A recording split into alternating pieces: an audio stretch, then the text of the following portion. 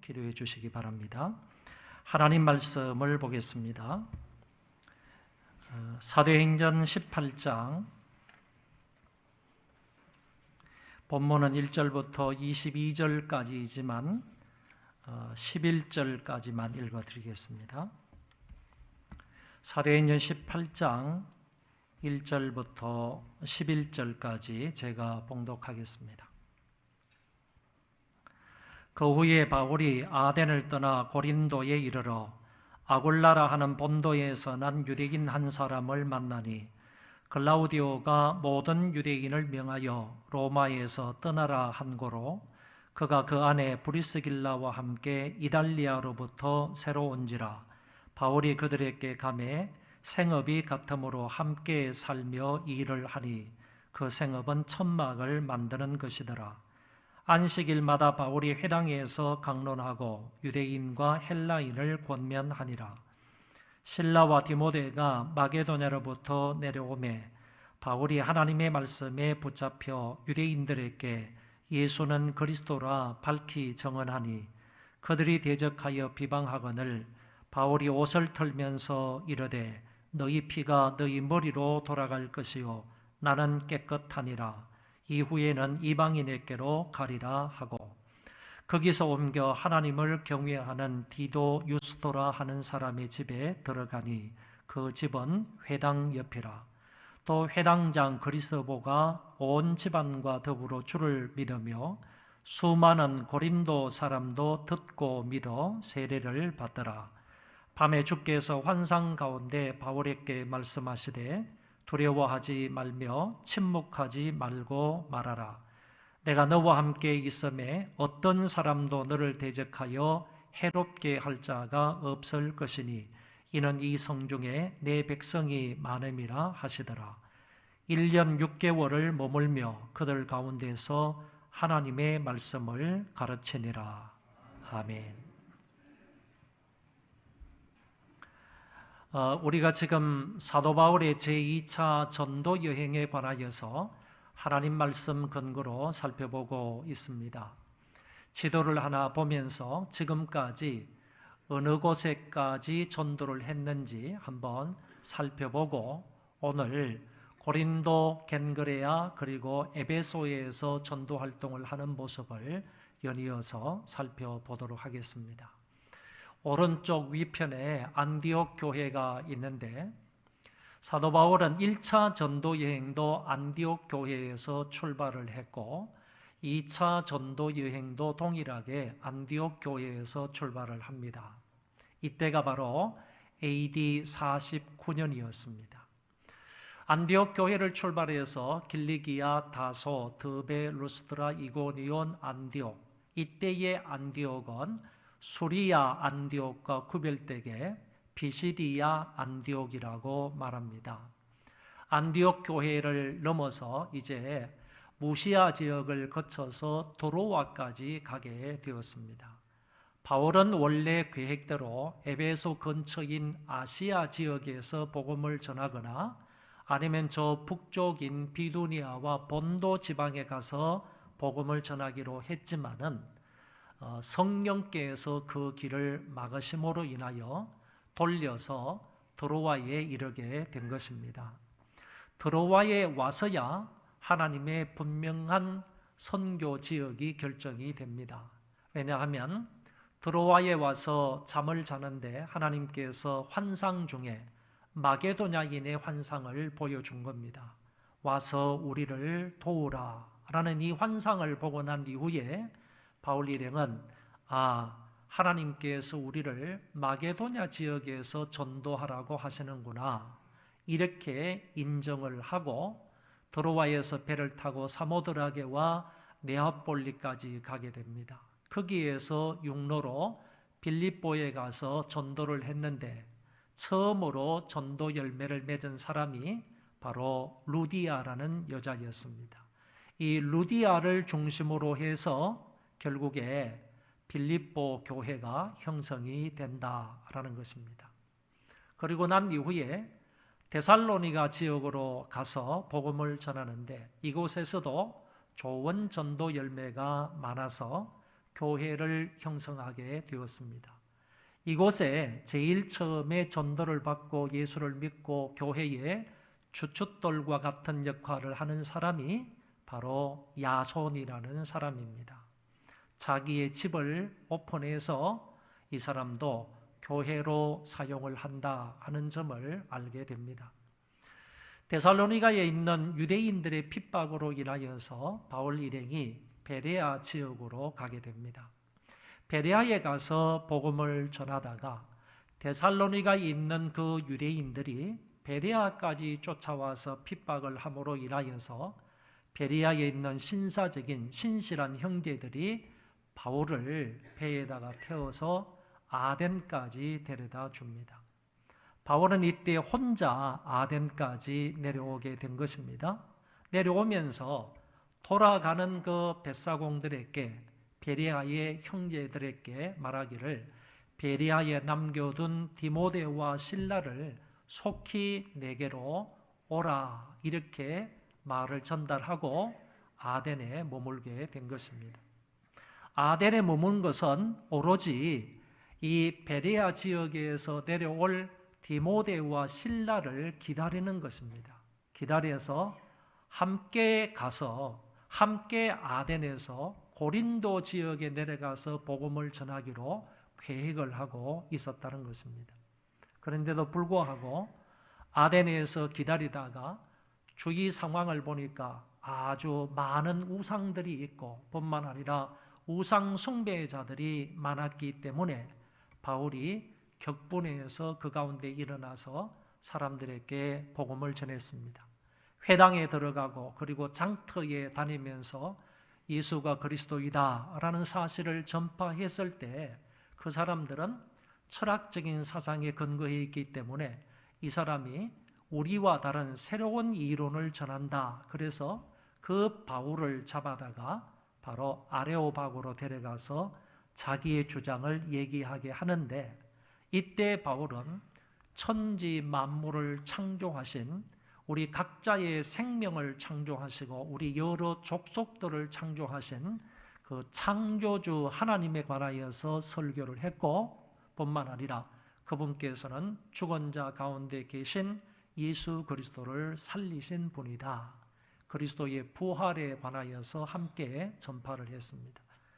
이렇게 전도를 했을 때 아레오바고에 모여있던 사람들이 그 사도 바울의 말을 듣고 다 회개하고 예수를 믿고 그런 사람이 생긴 것이 아니라 오히려 바울을 더 대적하는 사람들이 많이 일어나게 된 것을 볼 수가 있습니다.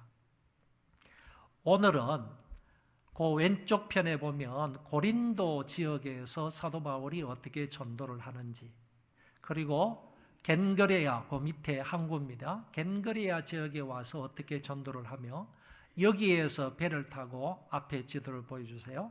여기에서 배를 타고 아시아 끝자락에 있는 에베소로 가게 된단 말이에요. 에베소에 잠깐 머물다가 거기에서 배 타고 긴 항해를 하는데 가이사라까지 와서 가이사라에서 예루살렘을 잠깐 방문을 하고 거기에서 다시 안디옥까지 올라가는 여정이 바로 사도 바울의 제2차 전도 여행이 되겠습니다. AD 49년에 출발을 해서 AD 52년에 안디옥 교회로 돌아온 것입니다. 그래서 사도 바울의 선교 제2차 선교 사역은 전부 만 3년 만에 다시 돌아왔다 이렇게 볼 수가 있겠습니다. 자, 이제 본격적으로 고린도 지역에 가서 바울이 어떻게 전도를 하는지 여러분 AD 49년에 출발한 2차 전도 여행이 고린도에서 무려 1년 반 동안 오늘 성경에 있는 것처럼 1년 6개월 동안 고린도에서 전도를 한단 말이에요. 그러니까 2차 전도 여행의 중심지는 바로 아가야 지방의 고린도였다 이렇게 말할 수가 있겠습니다. 이 고린도시에 관하여서 우리가 좀 살펴볼 필요가 있는데 이 고린도시는요 남쪽에서 북쪽으로 올라가는 다시 말해서 아가야 지방에서 마게도냐 지역으로 올라가는 육로의 교통 요충지라고 할 수 있습니다. 뿐만 아니라 왼쪽 바다와 오른쪽 바다를 연결해 주는 고린도도 역시 항구이기 때문에 왼쪽과 오른쪽에 해로를 연결해 줄 수 있는 교통의 요충지다, 이렇게 말할 수가 있습니다. 이 고린도는 뿐만 아니라 정치가 굉장히 발달되었고 경제도 매우 발달되었고 문화도 타 도시에 특출하게 부흥이 발전이 되었던 도시가 바로 이 지역입니다. 그런데 종교적으로 보게 된다면 우상 숭배가 너무 성행했던 도시가 고린도입니다. 따라서 많은 사람들이 그 우상 숭배에 빠졌을 뿐만 아니라 도덕적으로 타락했던 그런 사람들이 너무 많습니다. 그래서 이 고린도를 일컬어서 정치, 경제, 문화 면에서는 상당히 발전된 도시임에도 불구하고 종교적으로 볼 때에는 우상 숭배가 너무너무 많고 뿐만 아니라 음란한 그런 타락한 도시가 바로 고린도였다라고 말할 수 있습니다. 여러분, 어떤 사람이 이렇게 말합니다. 고린도 사람이다 라는 말을 많이 한다고 하는데, 그러니까 저 사람은 고린도 사람이야, 이 사람은 고린도 사람이야, 이렇게 말하면 그거는 타락한 사람이구나, 정말 도덕적으로 부도덕한 사람이구나, 이런 말로 이해를 해야 한다는 겁니다. 그처럼 고린도 사람들이 이렇게 영적으로 타락하고 부패하고 음란한 사람들이었다라는 점을 이런 말들을 통하여서도 우리가 쉽게 이해할 수가 있는 것입니다. 어떤 사람 보고 저 사람 고린도 사람이야, 또는 너는 사람으로서는 고린도에 갈 게 아니다, 고린도에 가면 안 된다, 이렇게 말을 하는 사람들이 있을 때 그 말을 통하여서 우리가 알 수 있는 것은 고린도 사람들이 얼마나 부패하고 타락하고 음란한 사람들인가 하는 점을 알아야 하겠습니다. 바울이 이 고린도에 내려가서 사람을 한 사람 만나는데 그 사람은 바로 부부인 브리스길라와 아굴라 부부를 만나게 됩니다. 그런데 이 브리스길라 또는 브리스가라는 이 여자하고 아굴라라는 이 남편, 이 부부는 원래 어디에 살았었는가 하면 저 위쪽, 왼쪽에 위쪽으로 올라가면 로마가 나옵니다. 이탈리아 로마가 나오는데 그 로마에서 이사 온 사람이에요. 왜 이사를 왔느냐 하면은 글라우디오 황제라는 사람이 자기네 나라에 유대인들이 많이 살고 있기 때문에 통치하기가 매우 어려웠습니다. 이 유대인들은 자기 하나님만 유일한 하나님으로 믿었지, 그 당시에 로마 황제는 신으로 섬겨야 되는데 신으로 섬기지를 않고 자기 하나님 유일하신 여호와 하나님만 신으로 섬기니까 로마 황제로서 자기 나라에 살고 있는 유대인들을 통치하기가 어려우니까 칙령을 내린 겁니다. 모든 유대인들은 로마를 떠나라 라는 칙령을 내려서 할 수 없이 자기의 신앙을 지키기 위해서 로마 땅에서 텐트 메이커로 살았던 이 브리스길라와 아굴라 부부가 떠날 수밖에 없었던 거예요. 그래서 그곳에서 이사와서 고린도에 정착을 하고 있었던 사람입니다. 역시 이 사람은 텐트를 만들어서 판매하는 그런 직업을 가지고 있었고 아울러서 그 가죽 세공업자였다, 이렇게도 말합니다. 이 가죽으로 무엇인가를 만들어서 판매하는 그런 사업을 했던 사람이 바로 브리스길라와 아굴라 부부였는데, 고린도로 이사를 와서 살고 있었을 때 사도 바울이 고린도에 도착을 해서 그 옆에 살고 있었던 브리스길라와 아굴라 부부를 만나러 간 겁니다. 왜 만나러 갔겠어요? 자기하고 업이 같으니까. 바울도 텐트를 만들어서 팔아서 거기 나는 수입을 가지고 지금까지 자비랑 선교를 해왔지 않습니까? 그러니까 자기하고 그 어떤 사업 아이템이 같으니까 바울이 그 사람을 만나러 가서 그 집에서 같이 살게 되는 겁니다. 어떤 사람은 왜 같이 사느냐 이렇게 말하기도 하는데, 같이 사는 이유는 한 두 가지가 있었다고 봅니다. 바울은 옮겨 다니는 텐트 메이커였습니다. 옮겨 다니면서 텐트를 만들어서 팔아서 선교비에 보충하는 그런 사람이었기 때문에 바울이 또 여기 고린도에 있다가 언제 어디로 또 갈지 모르니까 뭐 공장을 산다든지 아니면 집을 마련해 가지고 그곳에 텐트를 만들 수는 없었다 그 말입니다. 그런데 브리스길라와 아굴라 부부는 그곳에다가 뭐 공장도 마련하고 아니면 집도 마련해 가지고 그 가운데에서 이런 사업을 하니까 바울이 같은 사업자로 거기에 들어가 가지고 같이 일을 도와주면서 선교비를 받았지 않았겠는가 이렇게 생각할 수가 있는 것입니다. 그리고 또 한 가지는 아직까지 이 브리스길라와 아굴라 부부는 예수 그리스도를 믿는 신실한 그런 제자가 아니었던 것 같습니다. 그래서 바울은 의도적으로 업이 같다는 그 한 가지 이유 때문에 가서 같이 살면서 그 사람을 복음을 전하여서 그 사람에게 예수 그리스도의 제자가 되게 만든다 하는 점을 알게 된다 그런 얘기입니다.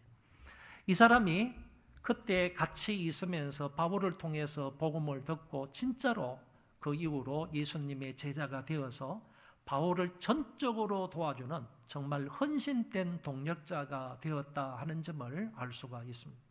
어떻게 생각하면요, 이 고린도 교회는 누구의 지배에서 이루어지느냐 하면은 바로 브리스길라와 아굴라 지배에서 이루어진다 이렇게도 볼 수가 있는 것입니다. 여러분 이 아굴라 부부가 나중에는 바울을 따라서 겐그레아에 내려갔다가 겐그레아에서 에베소 지역에 가가지고 에베소 교회를 돌보게 됩니다. 나중에 클라우디오 황제의 칙령이 해제가 되자 에베소에서 다시 로마로 갑니다. 과거에 로마에 살았으니까 다시 에베소에서 로마로 가가지고 자기의 집을 사서 그 집을 교회로 오픈을 한 겁니다.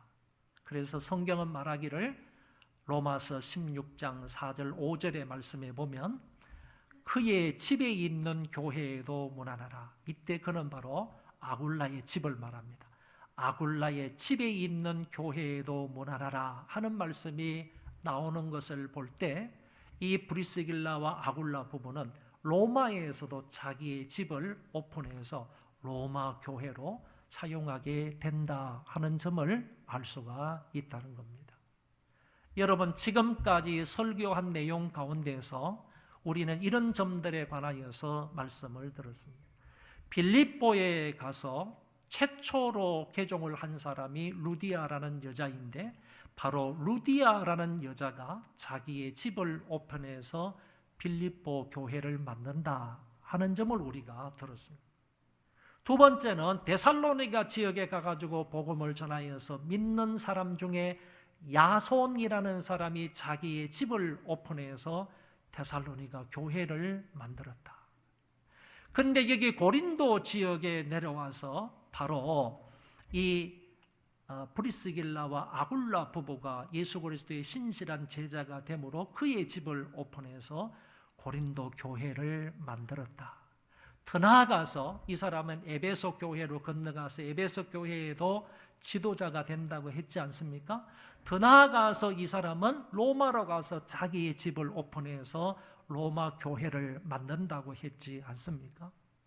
여러분, 교회가 평안히 든든히 서가고 교회가 하나님 나라를 확장해 가면서 교회가 부흥 성장하게 되려면 반드시 이와 같은 믿는 사람 가운데 하나님 앞에 헌신하는 사람들이 있기 때문입니다. 이런 전적으로 하나님 나라를 위해서 헌신하고 희생하고 봉사하는 자기의 집까지도 교회를 위해서 내놓을 수 있는 이런 정도의 사람들 때문에 교회는 성장하고 부흥 발전한다라는 말씀입니다. 여러분, 이 시점에 제가 이런 말씀을 드려도 되는지는 모르겠지만은 우리 교회가 지금까지 은혜 가운데서 부흥 성장해 왔는데 우리 교회의 출발이 어디에서 출발했습니까? 우리 교회가 어디에서 출발을 했습니까? 그거는 우리 양준일 장로님, 김효숙 권사님의 가정집에서 시작을 했습니다. 가정집 마루에서 주일날 모여서 예배를 드리기 시작을 했던 것입니다. 그러다가 양준일 집사님의 본 건물 바로 옆에 그 당시에는 공장으로 사용했던 그 집이 하나 있었는데 그것을 개조해서 한 20-30평 정도 되는 것 같습니다. 그것을 개조해가지고 우리가 그곳을 예배당으로 만들었습니다. 거기에서 예배를 드리게 되었고요. 나중에는 하안동으로 이제 부흥 성장해서 많은 사람들이 거기에 가득 차서 예배를 드리므로 광명시 하안동으로 이사를 가야 되겠는데 갈 만한 그런 보증금이 없어서 양준일 장로님이 그 집을 떼어서 팔아가지고 7천만 원의 보증금을 대줬습니다. 그래서 우리는 7천만 원을 가지고 100평짜리 지하실을 얻어가지고 그곳에 가서 예배를 드리기 시작을 했습니다. 그런데 몇 년 동안 예배를 드리다가 그곳에서도 많이 부흥을 했습니다. 많이 부흥을 했는데 그때 그 주인이 지하실인데 여름에는 뭐 물이 막 새어나오고 뭐 그러는 지하실인데도 불구하고 광명시 하안동에 뭐 집가가 많이 올라가니까 또 보증금이 많이 올라가니까 우리 교회 보고도 3천만 원의 보증금을 더 올려달라 이렇게 해서 우리는 도저히 3천만 원을 마련할 수가 없어서 이 주변에 광명시 주변에 제일 싼 곳이 어딜까? 7천만 원을 가지고 예배당을 옮길 수 있는 곳이 어딜까? 찾고 찾다가 시화로 오게 된 겁니다. 그 이후로요. 저쪽에 예배당을 짓고 또 우리가 여기 예배당을 지었는데 그 사이에 양준일 장로님께서는 32평짜리 건영 아파트 한 채를 기증을 했습니다.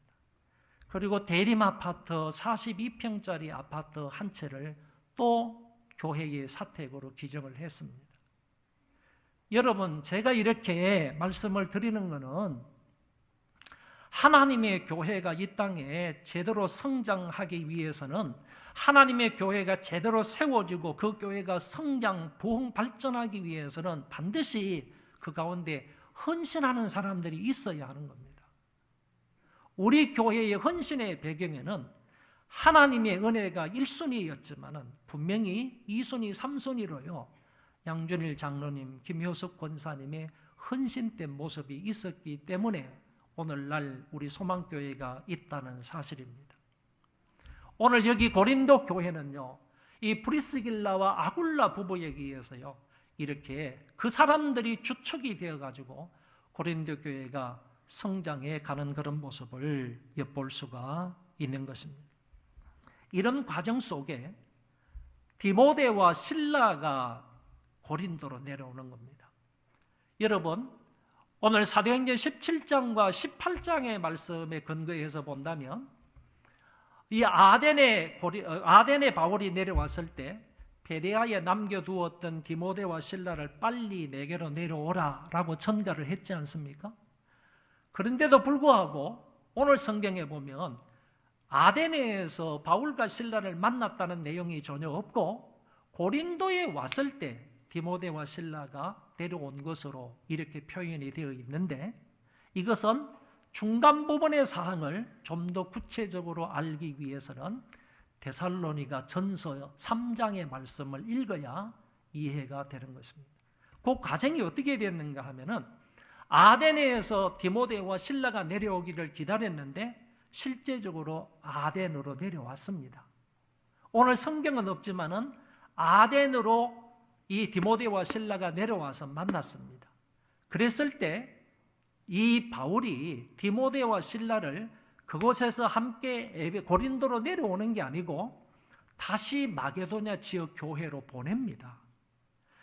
실라라는 사람은 빌립보 교회의 사정을 알아보고 와라.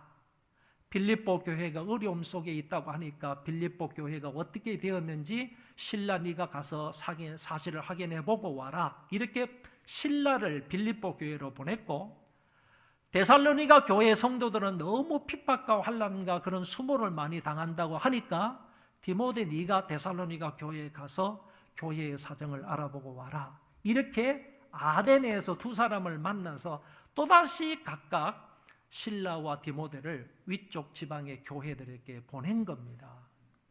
알아보고 와라 그래서 보냈는데 그리고 난 이후에 아데네에서 바울이 고린도로 내려와서 고린도에서 브리스길라와 아굴라 부부를 만나서 교육도 하고 훈련도 하고 양육도 하고 있는 이런 시점에서 디모데와 실라가 고린도로 내려온 겁니다. 그런데 고린도로 내려와서 디모데가 보고하기를 데살로니가 교회 성도들이 많은 핍박과 환난과 고난을 당하는 중에서도 믿음, 소망, 사랑을 잃지 아니하고 이대로 말씀을 지키면서 훌륭하게 신앙생활을 하고 있습니다. 이 얘기를 들은 거예요. 그리고 빌립보 교회에 보낸 그 실라도요, 내려와가지고 보고를 하는데 그 빌립보 교회는 굉장히 가난한 그런 교회이지만은 사도 바울 선생님의 선교 사역에 보태서라고 선교 헌금을 주었습니다. 선교 헌금을 가지고 온 거예요. 그래서 바울이요, 두 교회에 대한 소식을 듣고 마음을 안도하면서 너무너무 기쁘고 좋아서요, 그때 고린도에 내려와서 디모데를 통해서 들은 그 말씀을 근거로 해서 데살로니가 교회에 첫 번째 편지를 보낸 것이 데살로니가 전서인 거예요. 그리고 필립보 교회는 선교 헌금을 보내줬으니까 그 선교 헌금 때문에 너무너무 감사한 마음으로 이제 바울은 일하는 시간에 텐트를 만드는 그 시간에 그 빌립보 교회가 보내준 그 선교 헌금을 사용해서 고린도 교회 지역의 사람들에게 전도하게 되었다. 그런 얘기입니다.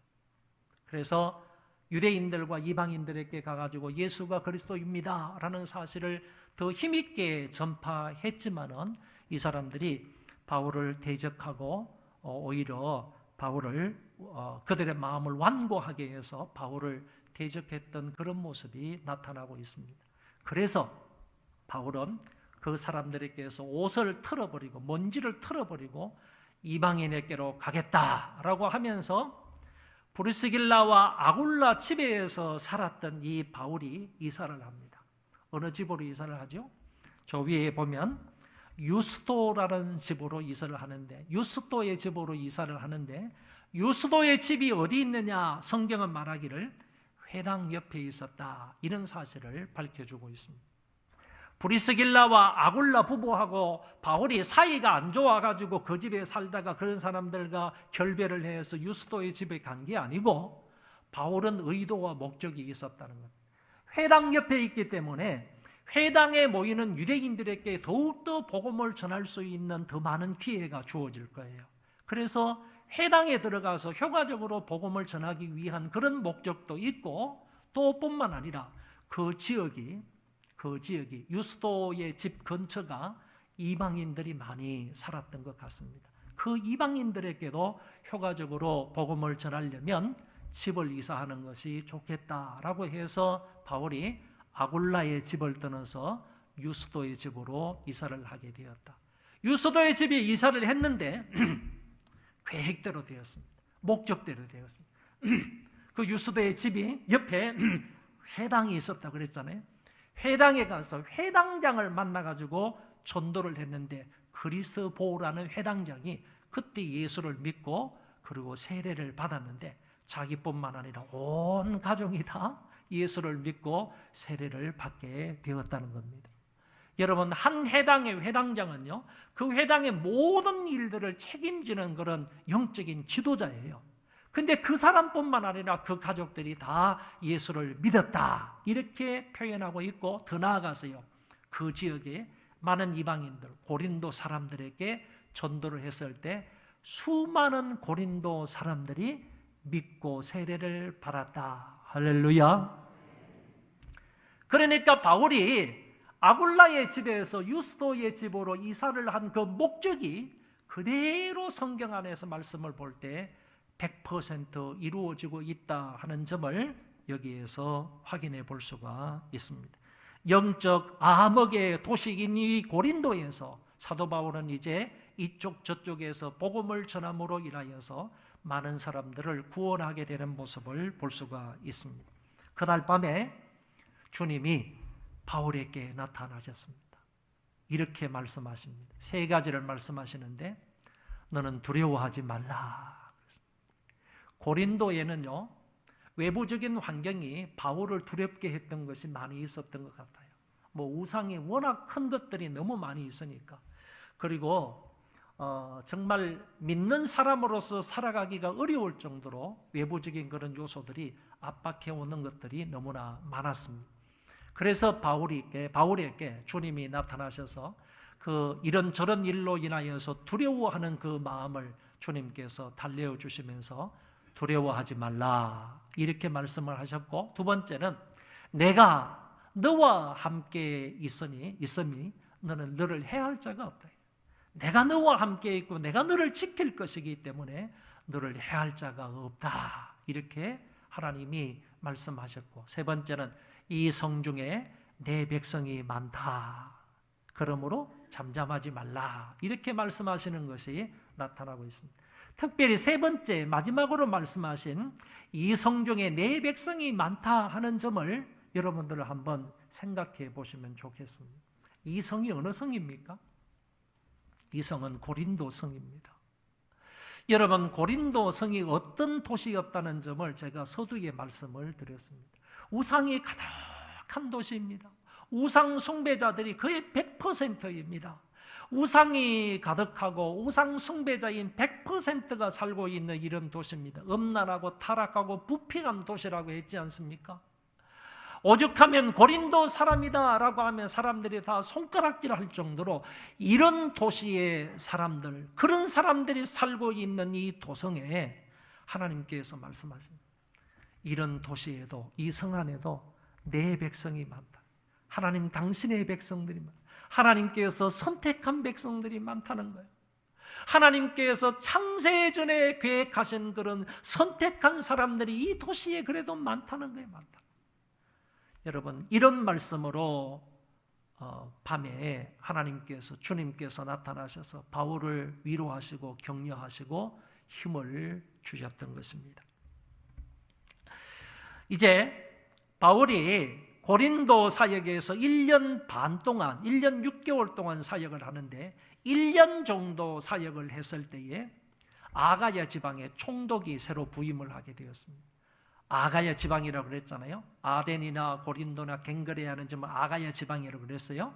요새 말로 하면 그리스 지역입니다. 그리스 지역인데 이 아가야의 총독이 로마로부터 부임해 왔는데 그 사람이 바로 갈리오라는 사람입니다. 이 사람이 부임해 왔을 때요, 이제 정권이 교체되는 거나 마찬가지, 이제 이 땅을 통치하는 그런 지도자가 바뀌는 것과 마찬가지인데, 이 땅의 지도자가 바뀌니까 요 틈을 타가지고 유대인들이, 고린도에 살고 있는 유대인들이 바울 저놈 일행을 그냥 고소해가지고 쳐내자, 저 사람을 쫓아내자, 이런 생각을 가지고 갈리오가 51년 7월에 부임했다고 그랬잖아요.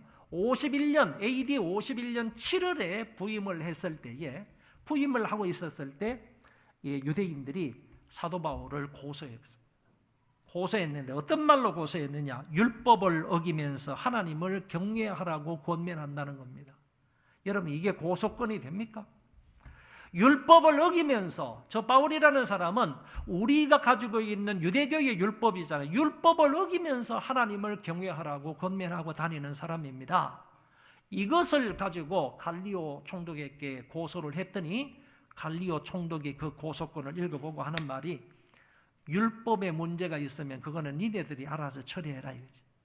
만약에 로마법에 반대가 되는 그런 행동을 했거나 말을 했으면 내가 얼마든지 재판을 할 수가 있지만은 너희들의 율법적인 문제는 너희들이 해결할 수 있지 않느냐? 그건 너희들이 해결하고 나는 이 문제에 개입할 이유가 없다라고 하면서 그 고소권을 기각을 시켜버리는 거예요. 그래서 결국에는 사도 바울이 그 고린도 안에서 고소를 당하지 아니하고 그냥 살아있게 되는데, 이때요 고린도 시민들이 유대인들이 하는 그 행동을 가만히 보니까 이거는 뭐 가당치가 않는 거죠. 엉뚱한 그런 것을 가지고 고소를 하니까 고린도에 살고 있는 그 고린도 시민들이 이 책임자가 누구냐 이거지. 이렇게 바울을 고소하려고 했던 이 책임자가 누구냐? 그거는 바로 아마도 회당장인 소스테네일 거다. 그래서 그 회당장인 소스테나라는 사람을 잡아다가 법정 앞에서 막 때려주는 거예요. 모독을 주는 거죠. 막 때려줬습니다. 그러니까 결국에는 유대인들만 창피를 당하고 그 법정에서 쫓겨나게 되고, 그리고 회당장 소스테네는 무지막지하게 그냥 매를 맞고 나가게 되는 이런 모습을 성경을 통해서 볼 수가 있습니다. 이런 고린도 사역을 마치고 난 이후에 이 사도 바울은 겐그레아로 내려갑니다. 겐그레아는요, 이게 지금 여러 가지 지진이나 이런 것으로 인해서 지대가 많이 낮아졌습니다. 항구라 그랬지 않습니까? 우리 항구에 사는 분들은 좀 늘 조심해야 될 거는요, 지진과 이런 것들이 일어나면 그 집안이 이렇게 내려앉게 되면, 올라오면 또 뭐 별 문제가 안 되겠지만, 그 집안이 만약에 내려앉게 되면 바닷속에 잠기게 되는 거예요. 순간적으로 도시 자체가 다 바닷속으로 잠기는데, 겐그레아가 바로 그런 지역입니다. 지금도 도시 전체가 바닷속에 있습니다. 눈으로 확인할 수도 있습니다. 그러니까 겐그레아 교회가 있지 않습니까? 로마서 16장에 보면 겐그레아 교회의 베베 집사에 대해서 칭찬하는 모습이 나오잖아요. 그 겐그레아 교회에 베베라는 집사가 있었는데, 여집사입니다. 이 여집사님이 정말 헌신적으로 일했던 그런 사람이에요. 그 사람에 대해서 소개했던 그 겐그레아 교회, 그 겐그레아 교회는 지금도 바닷속에 잠겨 있습니다. 그 겐그레아에 내려가가지고 바울이 머리를 깎습니다. 머리를 깎은 이유는 고린도에서 이렇게 어떤 서원이 있어가지고 그곳에서 서원을 하고, 이때의 서원이 나시린의 서원이었을 거다라고 합니다. 나시린으로서 서원을 하고 난 이후에 서원 기간이 다 되면 서원 기간 중에는 머리를 깎을 수 없어요. 머리를 계속 길러야 되는 거죠. 서원이 다 끝난 때가 바로 겐그레아에 도착한 때였기 때문에 거기에서 서원이 다 끝남으로 인하여서 머리를 깎고 여기에서 배를 타고요 에베소로 건너가게 되는 겁니다. 에베소로 건너갈 때에는 누구와 함께 가느냐? 바울이 바로 고린도 교회의 주역이었던 브리스길라와 아굴라 부부를 함께 데리고 가는 것입니다. 함께 데리고 갑니다.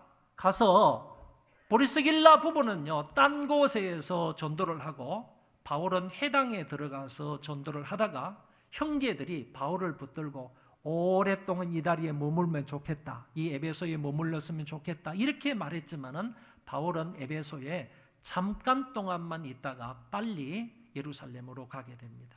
왜 그랬느냐? 두 가지 이유가 있습니다. 절기에 맞추어서, 이때의 절기는 유월절 아니면 오순절입니다.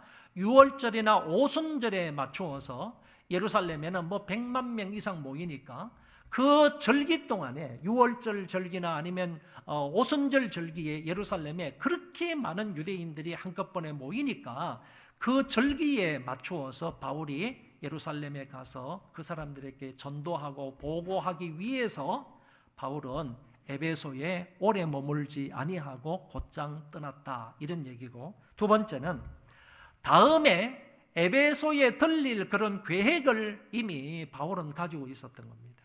에베소에 들려서 다음에는 아주 오랜 기간 동안 이들과 같이 있으면서 복음을 전할 계획을 가지고 있었기 때문에 지금은 빨리 예루살렘에 올라가야 했기 때문에 그곳에 오래 있지 아니하고 그곳을 빨리 떠나게 되었다, 그런 얘기입니다. 실제로 3차 전도 여행 때는 에베소에 가서 그들과 함께 있으면서 에베소 지역을 전도하는데 3년 동안이나 에베소에 같이 머물고 있었다 하는 점을 알 수가 있습니다. 오늘 말씀을 요약하겠습니다.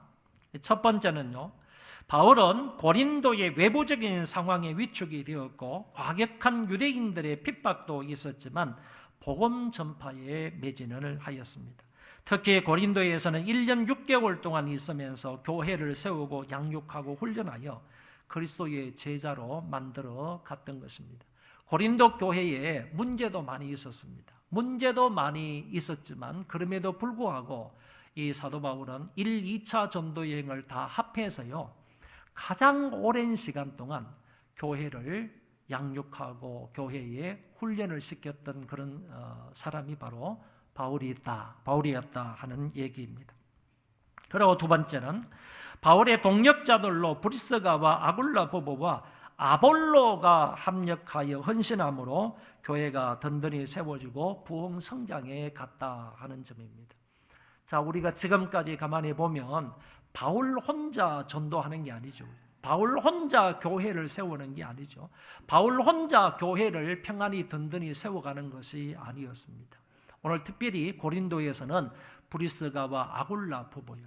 더 나아가서 아볼로라는 사람은 참 대단한 사람이죠. 그 아볼로라는 사람이 바울의 사역과 함께해서 고린도 교회를 든든히 세워갔다라는 점입니다.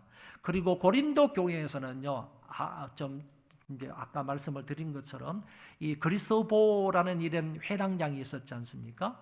유스도 집 옆에 회당이 있었는데 그 회당의 회당장이었던 그리스도 이 사람이 고린도 교회에 아주 중추적인 역할을 했을 것이다라고 생각해 볼 수 있습니다. 이런 사람들이 정말 바울의 선교사에게 적극적으로 협조하고 함께함으로 인하여서 헌신함으로 인하여서 지역에 세워졌던 이런 교회들이 점점 부흥 발전하게 되었고 그리고 평안히 든든히 서가며 교회의 제 역할들을 감당할 수 있게 되었다라고 생각할 수 있습니다. 이 말씀을 저와 여러분들 꼭 마음에 새기시고요. 이 3, 4분기 동안 3개월 동안 전도에 관한 말씀을 들었는데 말씀을 듣는 것도 중요하지만은 가장 중요한 것은요. 내가 실제적으로 나아가서 한 사람을 전도하는 일입니다. 제가 1부 예배를 마치고 나서요. 2부 예배에 들어오기 전까지 동영상을 하나 보고 왔습니다. 그냥 무심코 이렇게 이제 핸드폰을 좀 봤는데요. 무심코 핸드폰을 보다가 거기 안에 동영상이 있어가지고 그 동영상 제목이 뭐냐 하면은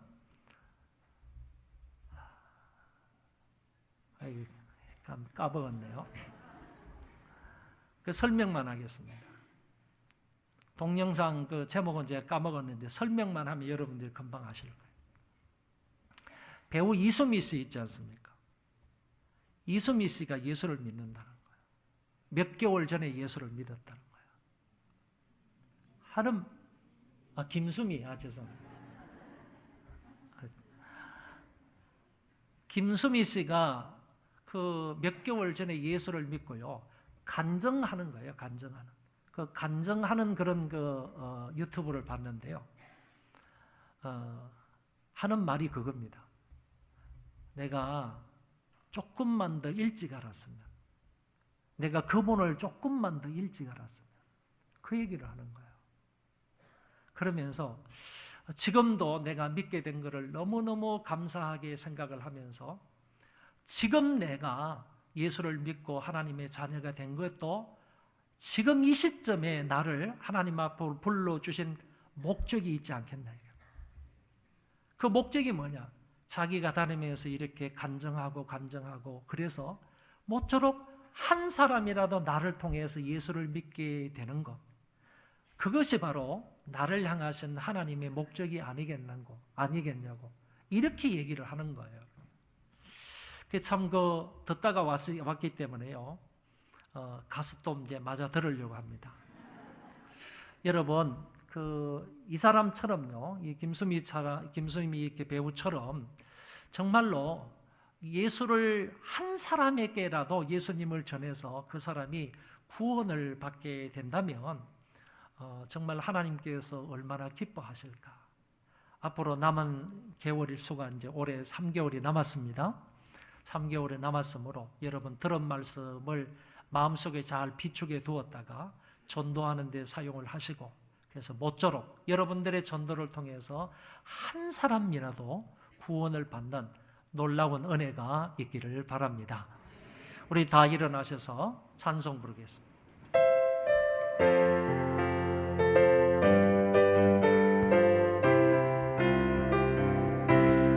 들고 산을 넘는 자들의 발길 아름답도다